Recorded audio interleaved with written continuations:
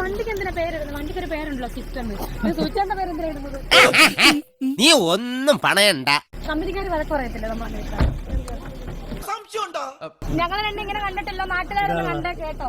കളിച്ചത് മതിയായില്ലേ? പുതിയ അടവാണോ? എന്തടവ്? ഞങ്ങൾ അടിച്ച് പിരിஞ்சു എന്നൊക്കെ പറഞ്ഞു. ഇതെന്റെ മൂത്ത മോൻ. ഓക്കെ, സാറിന് കുറച്ച് വിവരവും വിദ്യാഭ്യാസവും ഒക്കെ ഉണ്ടെന്നാണ് ഞാൻ വിചാരിച്ചിരുന്നത്.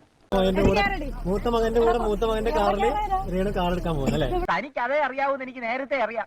അപ്പൊ മൂത്ത മോന്റെ കൂടെ ഞാൻ കാറിൽ കയറി. അവനെ ഞാൻ നോക്കുന്നില്ല. അവനെ നോക്കുന്നുണ്ടോ? അലമ്പായി പോയി സാറേ, ഭയങ്കര അലമ്പായി പോയി. ഞാൻ നോക്കുന്നുണ്ടോ അവന്? അതിന് ഞാനെന്ത് വേണം? അത് മൂത്ത മകന്റെ കാറില്.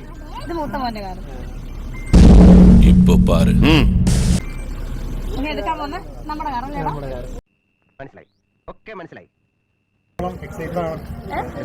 ഒന്നുമില്ല, അങ്ങനൊന്നുമില്ല. ആ, സ്വന്തമായിട്ട് അധ്വാനിച്ച് മേടിക്കുന്നത് സന്തോഷം. അല്ലാതെ വേറെ വലിയ സംഭവമായിട്ടൊന്നും ഞാൻ കാണുന്നില്ല. ശരി, ആയിക്കോട്ടെ. വേറെ മേടിക്കുന്ന വലിയ സംഭവമായിട്ട് മറ്റുള്ളവർ കാണത്തില്ലായിരുന്നു. എനിക്കും അങ്ങനെയൊന്നും കാണില്ല. ഒതുക്കത്തിൽ നിന്നില്ലെങ്കിലേ അവര് ഊക്കി വിടും. വലിയ സംഭവമായിട്ട് കാണുന്നുമില്ല. ആരും ഞാനൊട്ട് അറിയിച്ചിട്ട് വലിയ സംഭവം. ഇത് മഹി തരുന്ന വാക്കാ. എന്റെ വാക്ക് മാറണമെങ്കിൽ ഈ തല കഴുത്തുനിന്ന് പോണം. അവര് തന്നെ എനിക്ക് ഒന്ന് പരസ്യം കിട്ടുന്നു. ഷോറൂം കാര്യം ആണല്ലോ. എനിക്കുള്ളടാ ഒരുപാട് സ്വപ്നങ്ങൾ, കാറും വീടും പത്രാസും ഒക്കെ. ട്രിപ്പ് വല്ലതും പ്ലാൻ ചെയ്തു? ട്രിപ്പ് ഇവനെന്താ ഇങ്ങനെ?